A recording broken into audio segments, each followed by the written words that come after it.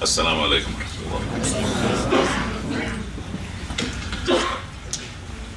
We express our praise and gratitude to Allah Ta'ala. We seek blessings upon the Prophet Sallallahu Alaihi Wasallam. First, the actual apology is because of me. I told Zach probably about 30 minutes before Isha that I have a PowerPoint, and so he rushed to make sure that everything works. So alhamdulillah, that can help make my talk, which will be very, very academic, to be somewhat coherent. But without further ado, let me just jump right in. Speaking about loss and loneliness, there are 4 overall topics. One is the easy answer to addressing loss and loneliness, and then moving from there, exploring American society, and then from there, the self, and then our relationship with Allah Ta'ala. Because I'm a teacher, my approach is to teach by way of discussions, so I'll be asking for responses to questions throughout the entire time. And if you need any clarification, or even if you want to disagree, feel free to raise your hand, and we can engage inshallah. But jumping first into the first topic, the easy answer. When we speak of loss and loneliness, as Zach mentioned, this is something that's been increasingly troubling us in our society, not limited to the Muslim community, but this is all across American society. And you can see the data in a number of ways. For example, we're all familiar with the opioid epidemic, where young people are resorting to all of these drugs, whether it's crystal meth or especially heroin these days. Why? Why would young people especially be resorting to drugs that they know from many, many lessons will just eat them physiologically, biologically? Why? Why are people going to drugs? Miserable. Yes. I'm sorry? Escapism, yes. What else? Miserable. Yeah, that they're miserable. What else? Peer pressure. I'm sorry? Peer pressure. And some of it is absolutely definitely peer pressure. And someone here I think was mentioning something. Yeah. Okay, what are they essentially saying?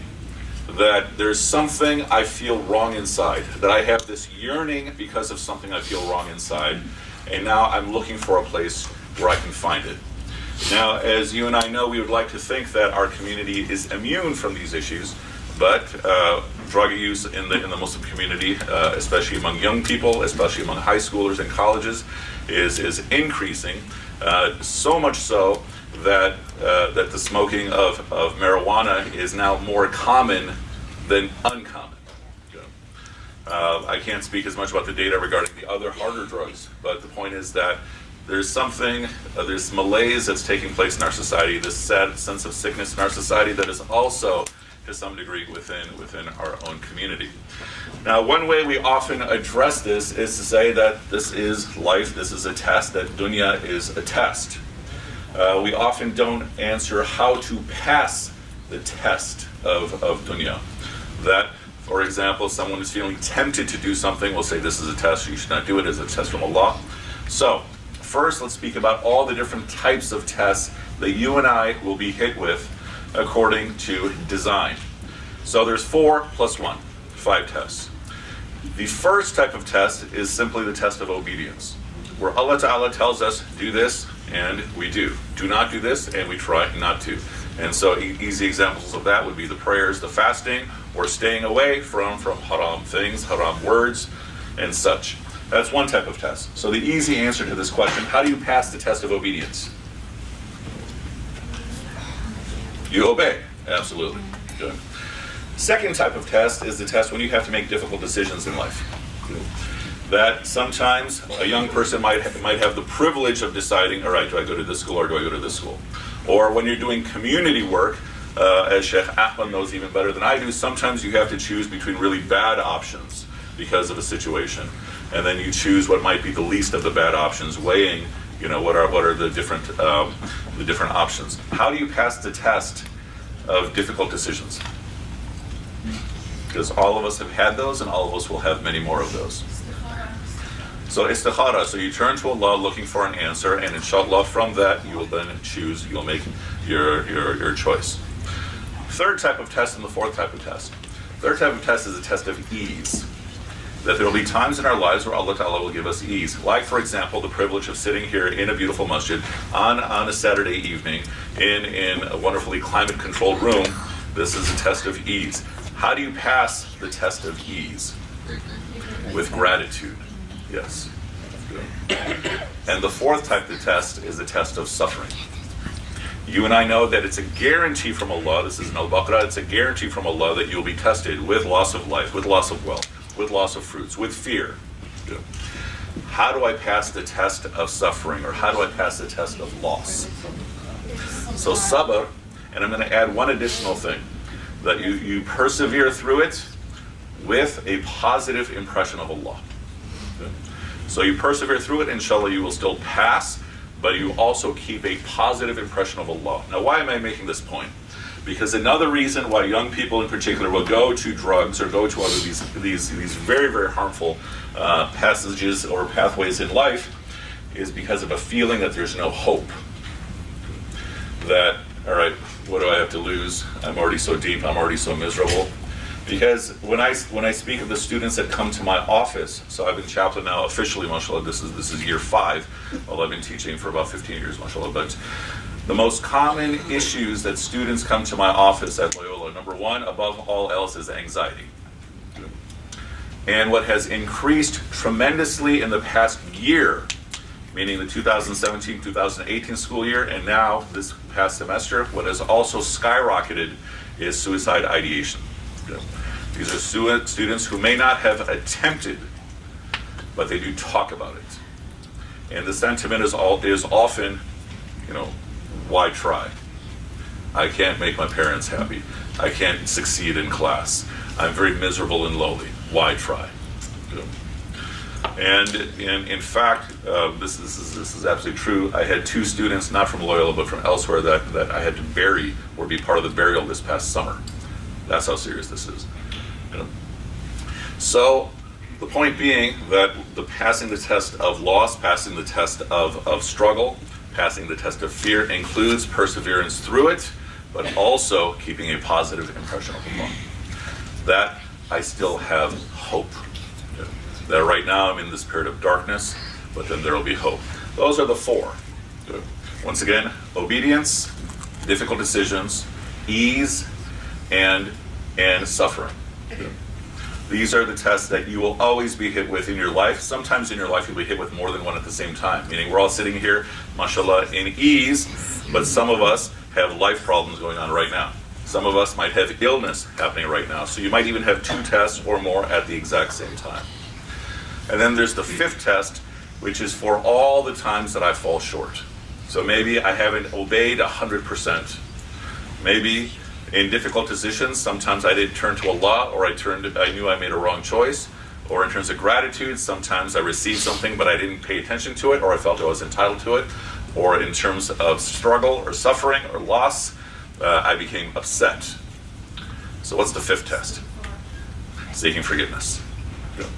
That will, inshallah, balance out or cover for all the first 4 where I may have fallen short. So one point to think about is in dealing with anything that happens in life, that it is by design that Allah Ta'ala has put this in front of me. You and I know these are ayat in Surah Al-Hadid, Surah 57, around ayat 20 to 22, where Allah Ta'ala is telling us that you are not hit with any loss except that it is written before. Right? Why? So that you don't grieve over something you've lost, as well as so you don't boast about something that you got, for example, in our language, out of luck. But what I'm saying is that the easiest answer, which might be too easy, to deal with loss and suffering is to remind ourselves that this was put in front of me by Allah Ta'ala, by design. Why am I saying that's easy? Because all of us already know this. That there isn't anything I can teach you right now that you don't already know. And so the goal is to figure out how then can we translate this into action. So having said that, let's now get a sense of the environment that we're in when we speak of American society. There's a couple aspects of our greater American culture that I especially want to focus on. One is the sentiment of rebellion, another is the idea of the alpha male, and the third is that America is paradise on earth, or that you have the right to paradise by living here and working here in America. First, if we were to describe American culture, how would you describe it? So you have someone from a different country who's never seen anything from America on television, never seen anything, or maybe it's from another planet and you're trying to describe American culture. How would you describe it? Greed. Okay, what else? Free, or that we tell ourselves are free. What else? Privilege, definitely. What else? You guys didn't know you were coming to a class where you had to answer questions, apparently. I would suggest that the most American of American cultures is counterculture. That it is in the American psychology that nobody can tell us what to do. That it is in American psychology that whatever the parents do is wrong for me. So last time I was here some months ago, I spoke about Disney movies. If you look at all the stories of all the Disney princesses, what's the story? Whether we're talking about Jasmine or Mulan or Belle, it's the same thing over and over again. That here I am, I feel I have this mission in life, but who's stopping me? Parents, especially my father, or society is stopping me. But then I work against them. Sometimes the father is really, really dumb, or sometimes the father is really stupid, or sometimes the father is really angry. No matter what, the father is wrong. And then I have to figure out my way. And then once I have rebelled, and then I've done things my own way, I save today, and everybody realizes I was right all along. Right? I just literally described every single Disney princess movie. Think of all of them. And so what I'm suggesting is that that is what you are getting hardwired to internalize when you're growing up in our society. The spirit of rebellion, the spirit of counterculture. In fact, not too long ago, I was reading about the popularity of Toyota. So those who are mashallah my age or older remember that before the late 70s, there were no Japanese cars here. Every car was about 20 feet long. It was these Oldsmobiles, these GM cars and such, these Fords. And then in the mid to late 70s, these Toyota Corolla started coming. And then everyone started buying these little tiny cars that it was even affecting the engineering of the highways. But one of the theories for why these cars became so popular is because these are the people from the 60s rebelling against their parents. We used to use this term, not your father's Oldsmobile. And so even the cars that people were purchasing, this is a theory for why Japanese cars became so popular. Now we might say it's an issue of quality versus price and all those things, and versus all the gadgets. But the point is, I'm suggesting for us to think about the fact that American culture, the default is counterculture. The American culture is a culture of rebellion. It is a culture of protest. Now, another point to think about is the idea of the alpha male.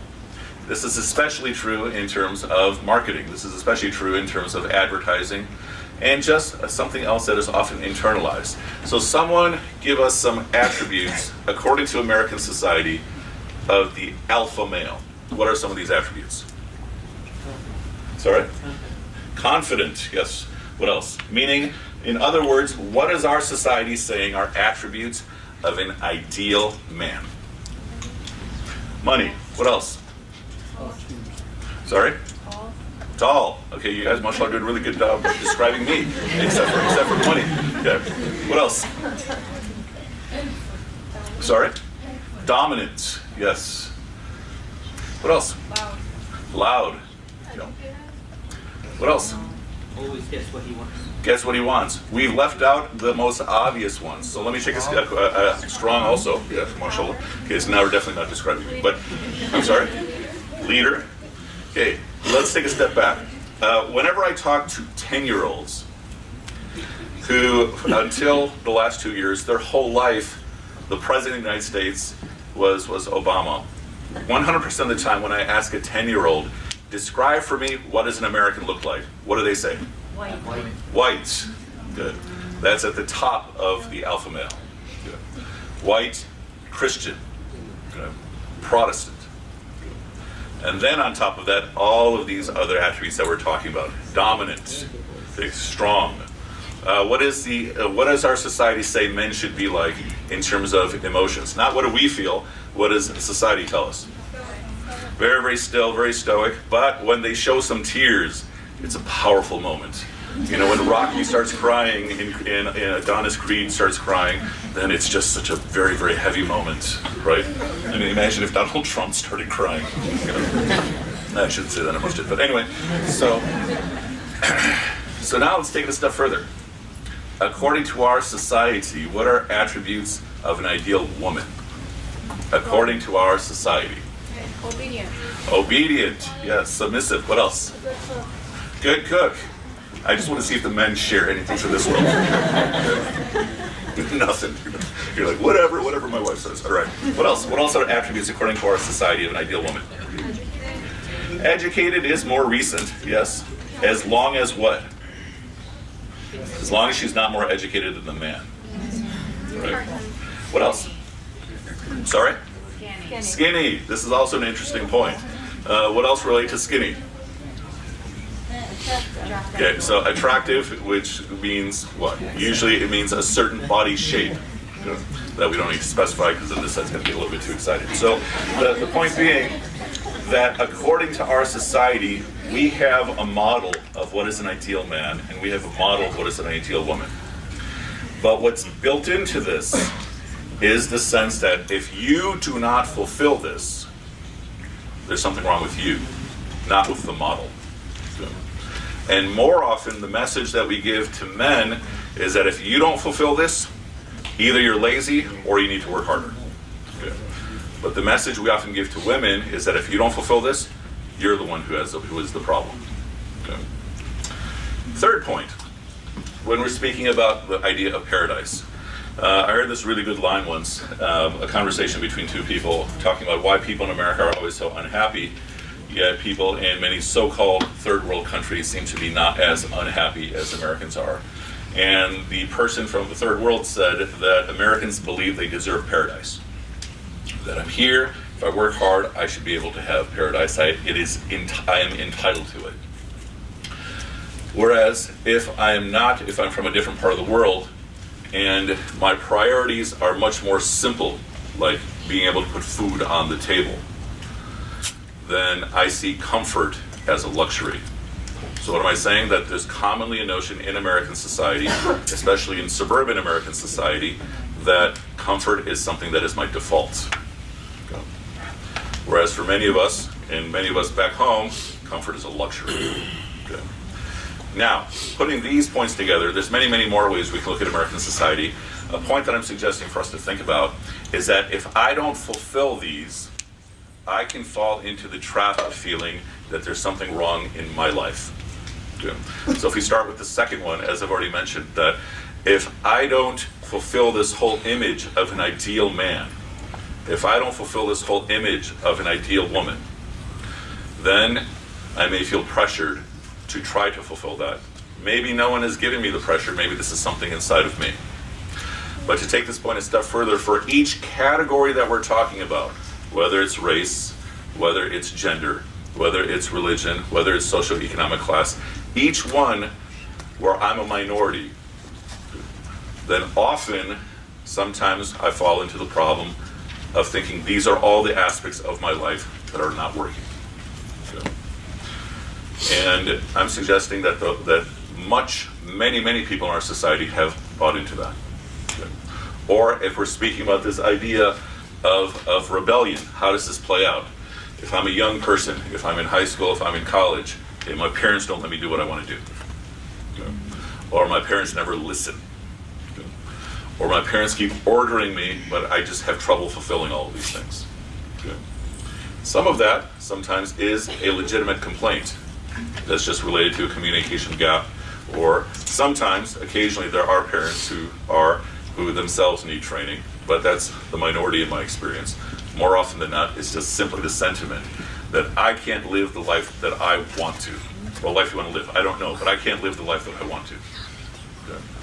So the point I'm suggesting is that in each of these, if I feel like I am not getting what I believe I should have, it's like another check mark leading me to feel like there's something wrong in my life. Okay. And I think already we have some sense on how to address some of these, but I'm making this point for us to think about just what is in the air, especially what is a young person consuming. Okay. Think about this in terms of social media. So in whether it's in Instagram or Facebook or whatever the other social medias are, Snapchat, more often you're going to show how happy you are. Right here, look, here's me in front of some vacation place that I've gone to. Here's me eating a delicious dinner. Here's me smiling with all of my friends. Right? And then you have some girls who then have what? Instead of Insta, they have what? Finsta. Okay. Do you guys know what Finsta is? Okay, I only know this because of the work. So someone tell us briefly, what is a Finsta? It's a second Instagram account that you made that you post that is spam on it, so you post you're more real on it. Mm-hmm. In a sense. So let's say I have an Instagram account, and we'll call it Omer Mozaffar. Okay, on that account, I'm going to show all these photos of how happy I am. Look at how wonderful my life is. Everything is so wonderful. Yeah. And then I will have a second account called Omer Mozaffar. Right? It's not even going to be my real name. And this is going to be me saying, "Oh, I'm so tired today. I'm so miserable today. You know, I had such a hard time with this person." Okay. And then, I mean, I don't know if any of the guys here wear makeup, but if some probably do, but if in my Instagram I have all this makeup and I look beautiful, then in my Finsta I'm going to be showing myself without makeup. Okay. And so here's the interesting thing. Number one, that often in social media we feel pressured to always be performing. Okay. We feel pressure to show my life is amazing. Okay. But then we have the Finsta, which is not even my real name. My real name is the fake identity. And then my real name, my fake identity, the fake name, is where I show the real me. Okay. But what I'm adding to this is this need to always be performing, meaning this need to always show that you're great and you're happy and life is fantastic, which is true for none of us in this room and true for none of us in this world. Okay. But again, this is what the person is internalizing. So now, let's bring this closer to home. When we speak about the self, a couple concepts: the insan, the components of the self, and then yearning. So, when we speak of the etymology of the word insan, what does it mean? So obviously it means person, but in terms of the root, which is? So one is the one who is forgetful. That's the one we always share. What is the other one? The one who needs interaction. I'm sorry? Yes, mashallah. And so what are we saying here? That part of my design, if we just look at the etymology of the word, is that I'm forgetful, which means what? Yeah, I'll forget, the rahmah of Allah. I'll forget how great things are in my life. But the need for interaction, meaning by your design as a person, you need interaction. Now, let's talk about the components. And there are many theories of human nature in our tradition. This is one that I'm using for our purposes here. That you have essentially four parts to you. One is your body, another is your mind, another is your heart, another is your soul. Your body, your mind, your heart, and your soul. Okay? Now, each of these parts of you, this is different than your physical body, your brain, your physical heart. Okay? But each of these parts of you has a need, has a yearning. So the yearning of the body is physical connection. So, whether it's person-to-person connection. Even think about this. The joy of a hug. Good. Sometimes we take a hug for granted. Maybe after this I'll make everyone hug so you can feel how good it is. And everyone starts smiling, inshallah. Okay. Or even something as simple as a handshake, or then even further intimate connection between husband and wife and such. But everyone has an innate need for a physical connection. Good. The mind. The innate need of the mind, we have a yearning for a word for this in English. This is curiosity. Okay. That you have a natural need to learn. Meaning what? If the body feels connection, that becomes a source of pleasure. If the mind is gaining knowledge, then that becomes a source of pleasure. Okay. And the innate need of the heart in our language is intimacy. Now, intimacy here, what do I mean by this?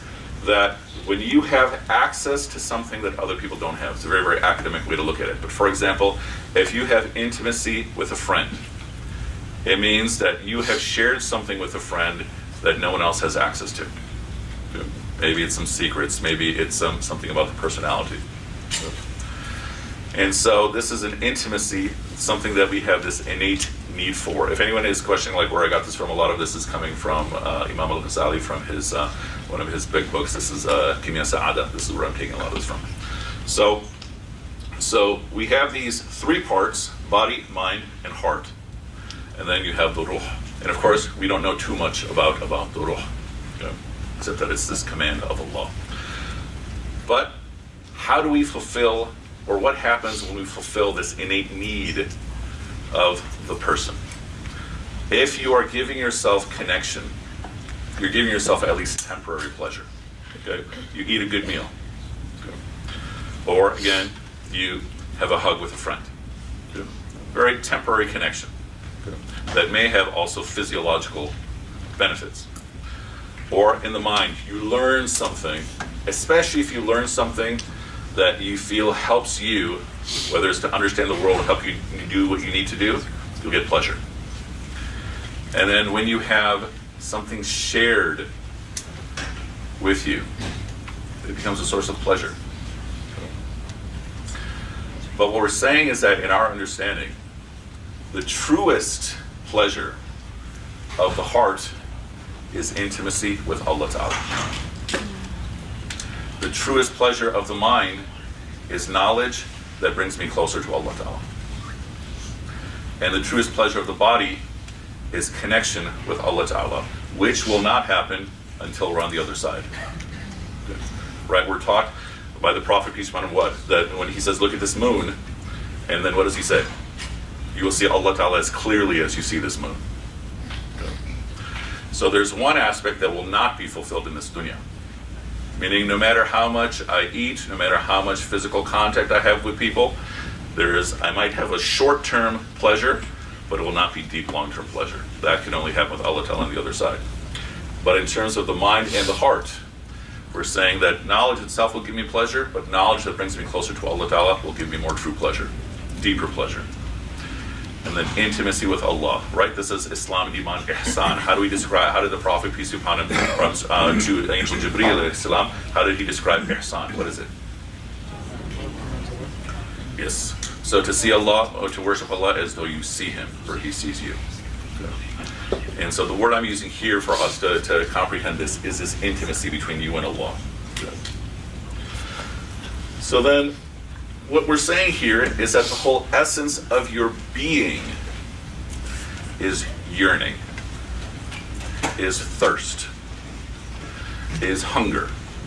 So for example, and this is not something to share with all of us, think to yourself, in this moment, what are some of your yearnings in your life? Maybe it's to get out of this lecture as soon as possible. But think of what are some of your innate, deep yearnings. Maybe you have a problem going on in your life that you're hoping to get past. Or, like the overall topic here, maybe you have this loneliness that you wish you could get past. Okay. Now, I'm going to do a couple very brief exercises related to yearning. And they'll be pretty quick to help develop and understand the sense of yearning. So first, I would like everyone, you're not going to share this, to think of something you wish you could have, you don't have right now, but you can get it pretty easily after you leave this place.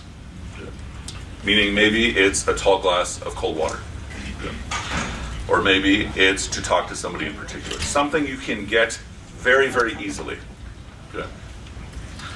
And so now what I'd like you to do, and I'll tell you when to stop, we'll do this for about 10 seconds. I want you to focus on this thing you wish you could have. So imagine in my case, I'm saying a tall glass of cold water, although mashallah I have this. Okay. And so just focus on this thing that you wish you could have. Okay. Begin.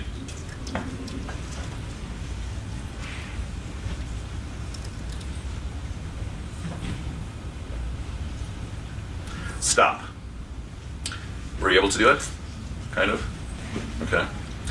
Now what I'd like you to do is focus not on the thing, focus on your desire for it.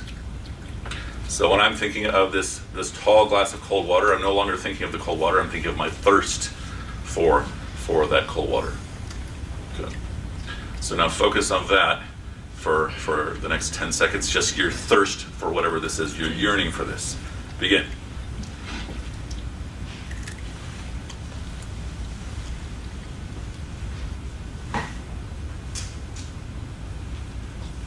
Stop. Able to do it? Some are saying yes, some are saying no. Gents, able to do it? Okay. Guys are always going to say yes. Okay. So now let's take it a step further. Okay. I want you to think of something you wish you could have, but it will take some effort. Okay. Maybe you'll have to go to some other place. Okay. So, for example, my daughter, she goes to school in Virginia. I want to talk to her. Okay. And so think of something you wish you could have, but it's not something you can have right away, but it'll take some effort. When I'm saying I want to talk to her, I mean I want to talk to her in person. Okay. And so now identify something. Again, this is for yourself. This is private between you and Allah Ta'ala. Okay. And focus on what that thing is. Begin.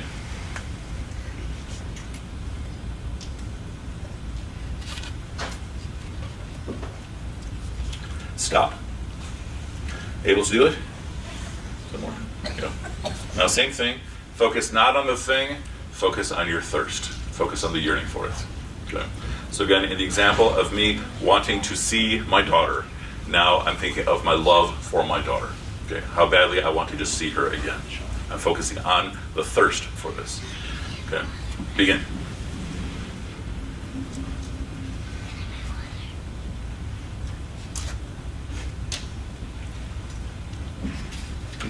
Stop.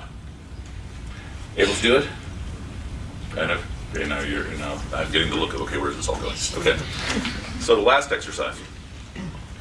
Now I want you to think of something you really, really wish you could have, but perhaps you can't get it in this dunya. Okay. An example of that would be perhaps you have someone that you love who has passed away, and you wish you could be with him again. Okay. And your desire is so vulnerable, but so strong that you don't even like to think about it. Okay. Or often, for high schoolers and college students, something that has that level of pain and desire is they want their parents to be happy with them. Okay. And they feel like they can't get in this dunya. So think of something you really, really wish you could have. Okay. And now focus on that thing. So again, in my case, however many loved ones, I'm thinking of one, my mother's father, that I wish I could be reconnected with. Okay. Begin.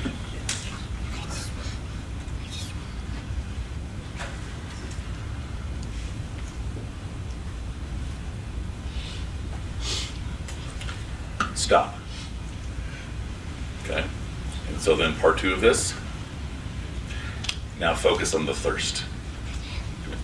Focus on the desire that you have that is so deep inside your heart. Again, 10 seconds, begin.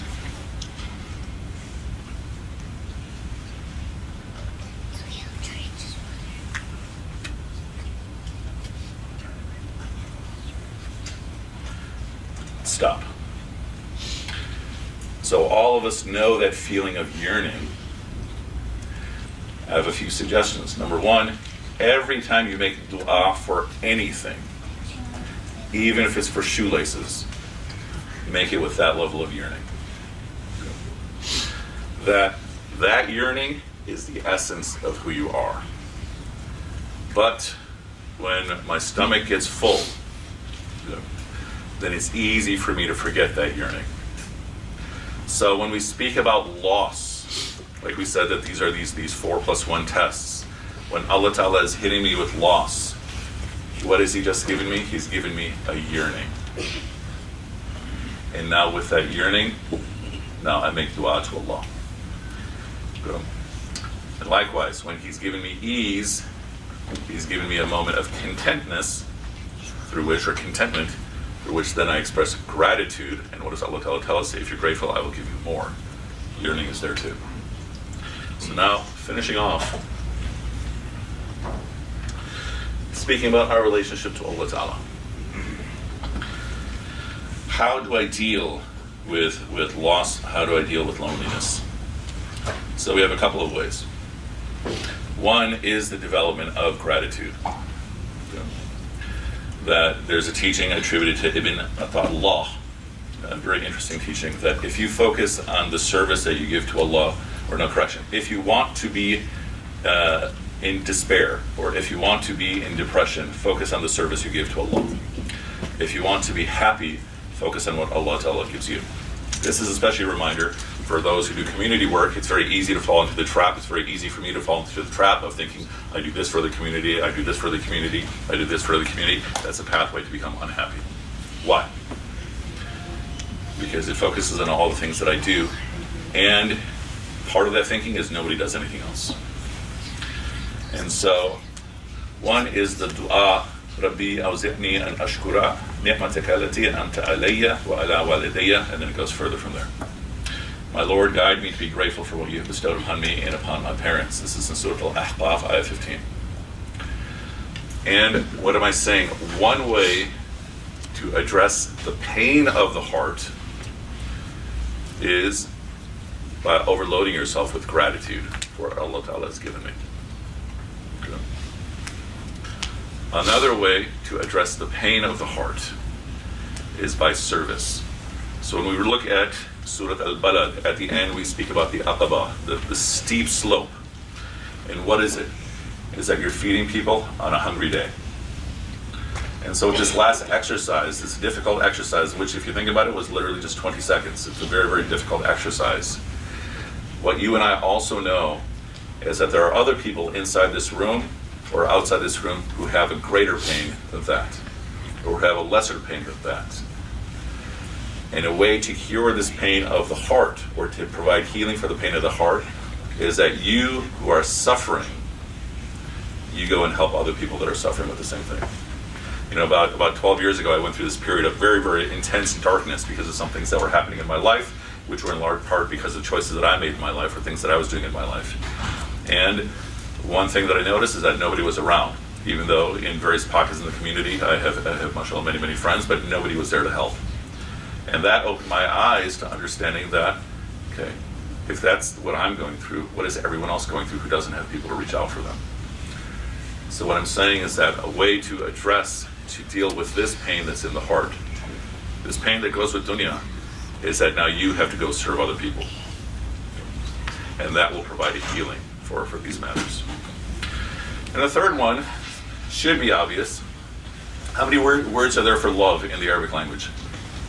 Somebody give me a rough number.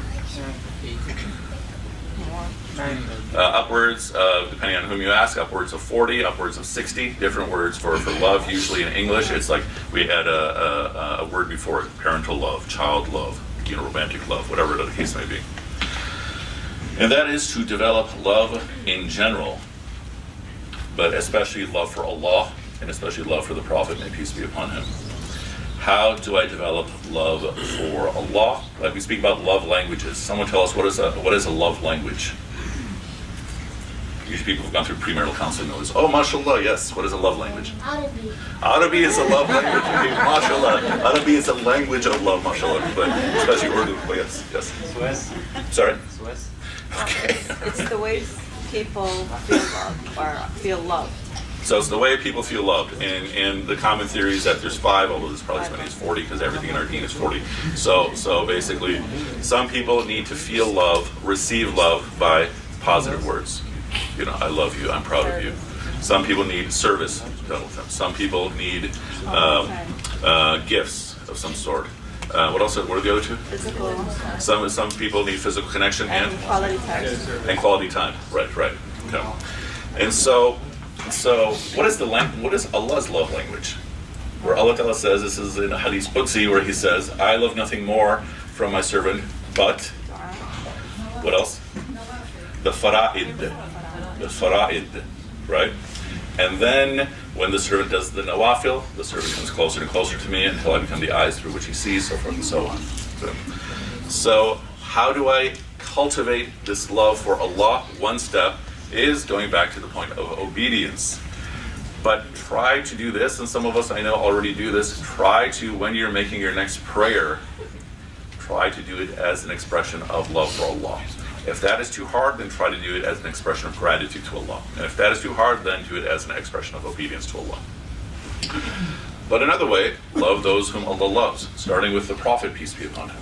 How do I develop love for the Prophet, peace be upon him? What are ways?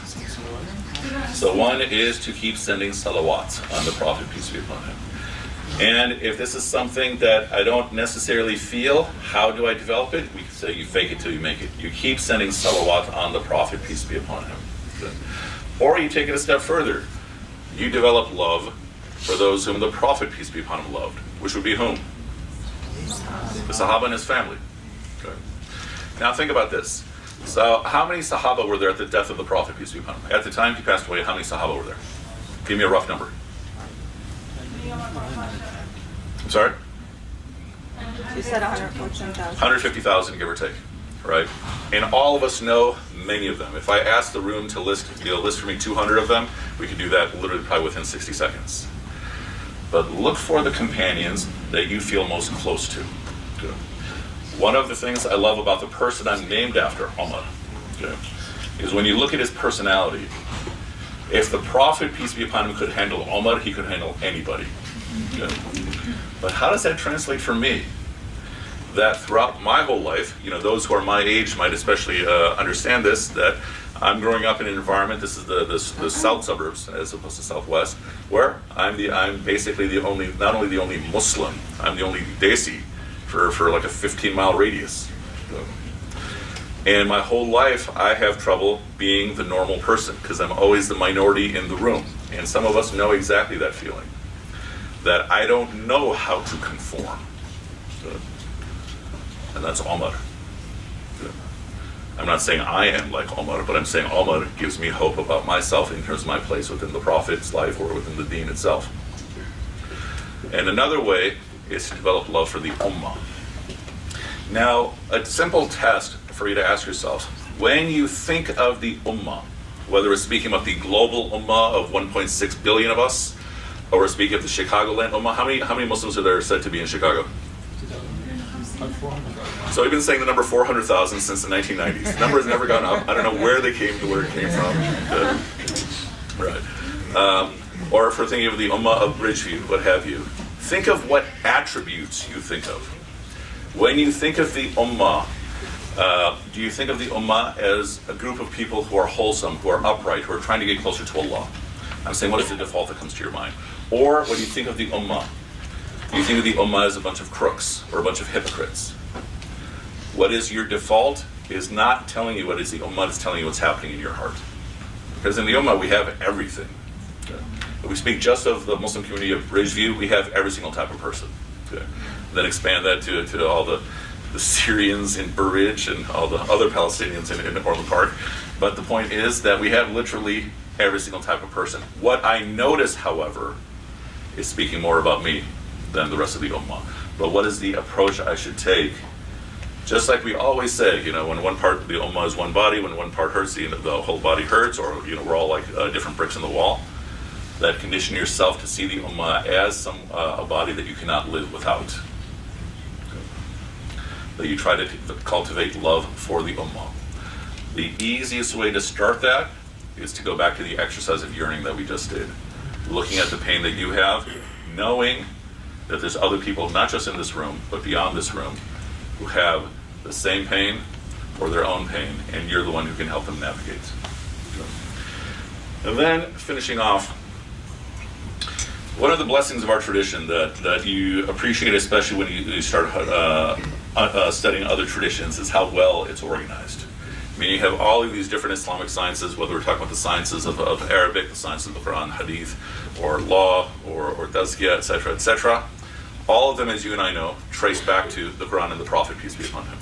So, and then the Quran and the Prophet, peace be upon him, you can trace back to Al-Fatiha. And Al-Fatiha you can trace back to the Basmalah. And the Basmalah you can trace back to the B. What am I saying here? The more I understand of the B of Bismillah ar-Rahman ar-Rahim, the more I understand the essence of Bismillah ar-Rahman ar-Rahim itself. The more I understand Bismillah ar-Rahman ar-Rahim, the more I understand the rest, or the essence of Al-Fatiha. The more I understand Al-Fatiha, the more I understand the essence of the whole Quran and the Prophet, peace be upon him. And the more I understand of them, the more I understand of the Islamic sciences. So I'm tracing it all back to Al-Fatiha, all back to the Basmalah, all back to the B. And what is the B? It is through, it is in, it is with, it is connection. And so what I'm suggesting here is that one of the truest essences of our whole deen, our whole existence in life, is connection. Just like when we spoke about yearning, all the yearnings are connection, are desires for connection. That if you think of every sin, and inshallah none of us do any of them, inshallah, but if you think of every possible sin, what are you doing? It's a sin because Allah Ta'ala is saying don't do it. But what is the result of the sin? You're breaking a relationship. If a'udhu billah, I tell you a lie, I'm straining my relationship with you, I might be breaking it. If you entrust something with me, we spoke about intimacy, but I break it, you feel betrayal. If I skip a prayer, I am shaking, if not breaking my relationship with Allah Ta'ala. Good. And so what I'm saying is that at the heart of all that I'm speaking about, the essence through which to deal with loss, through which to deal with loneliness and all the struggles of life, is to develop connection. I'll tell you that, I've been inside many, many Muslim homes and many, many non-Muslim homes, just, in terms of being called to help with family problems. And, it goes without saying, we have tremendous dysfunction in our community. But I've also been in the homes of Hindus, of Jews, of other types of Christians, especially non-believers. For all the we have, we are in way better shape than everybody else is. I'm saying that from my own experience. So, that the communities that tend to do the best are Muslims and Christians. Everybody else is much further down, and the people at the bottom essentially are atheists. You think about why? Because you and I, as well as many Christians, have an understanding that there's something bigger than all of this. But if I'm an atheist, I'm saying, no, there's nothing bigger. The only thing bigger is the universe. But when I die, I'm dead. I'm fertilizer. And so you and I are already programmed on how to deal with suffering. Whereas someone who has no belief has no system. And so the point is, this is all just, inshallah, just a respectful reminder. What am I saying at the essence? That we have a lot of things attacking us just by being in this society. But as we develop these connections, primarily with Allah Ta'ala, then with the Prophet, peace be upon him, with the Sahaba, with the Ummah, that automatically would be a cure for many of these things. And I'll tell you another thing in terms of just experience, that we are taught that there's something that many people of other communities are jealous of, and that is that you and I say salam to each other. The only group in America that has something like what we have in terms of brothers and sisters, brotherhood and sisterhood, even if we don't know anybody in this room, there's an automatic level of comfort that you and I have, is the American military. Aside from that, nobody has what we have, but a lot of times we forget how much we have. So with that, I hope that these thoughts were of some benefit, and if a few of them are of benefit in your life, may Allah Ta'ala, all the praise is due to Him. Wa akhiru da'wana and alhamdulillahi rabbil alamin.